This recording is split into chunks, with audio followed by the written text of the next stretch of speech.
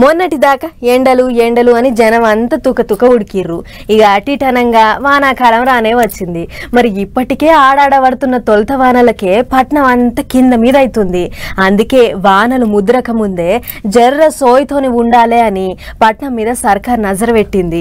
వరదలు జయంగా జనాలకు ఏ తక్లీఫ్లు రాకుండా చూడాలని మంత్రి పొన్నం సారు అధికారులతోని మాట ముచ్చట పెట్టిండట.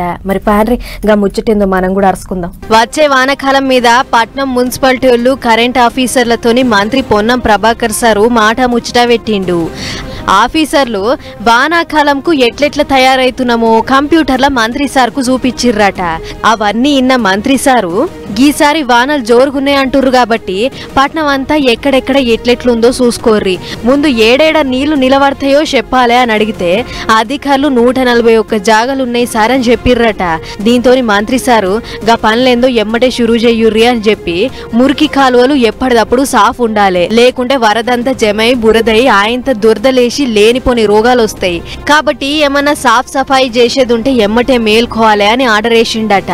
బజార్ల పొంటుండే ట్రాన్స్ఫారాల కాడ కరెంట్ తీగలి ఏమన్నా ఎటమటం ఉంటే ఎంటనే బాగు చేయుర్రి, వానలు జయంగా అటుకెంచి పోయేటోళ్లకు ఎసొంటి తక్లీఫ్లు కావద్దని కరెంట్ ఆఫీసర్లకు చెప్పిండట. అట్లనే బజార్ల పొంటి శీతం కుక్కలున్నాయని ఫిర్యాదులు వస్తున్నాయి, గవీటి సంగతి కూడా చూడుర్రి అని మున్సిపాలిటోళ్లకు హెచ్చరిక చేసిండట మంత్రి సారు. అంతేకాదు చాలా దిక్కుల గల్లీల పొంటి లైట్లు ఎలుగుతలేవు, అంత చీకటి ఉంటుంది అని అంటుర్రు, కాదని సంగతి కూడా చూడుర్రి అని చెప్పిండట.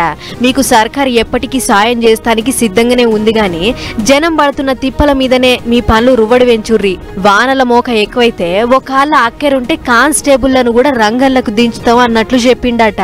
మొత్తానికి గిట్ల వానల జోరు పెరగక ముందే అధికారులు అతారా పతారా తయారు చేసుకుంటుర్రు. అయితే శానా దిక్కుల చెరువులు మోరీలు కబ్జాలయ్యి ఇండ్లకు వరదలు వస్తున్నాయి. మొదలుగా కబ్జాలు పెట్టినోళ్ళ సంగతేందో చూడుర్రి సార్ అని అంటుర్రు. గి ముచ్చట చూసిన పబ్లిక్.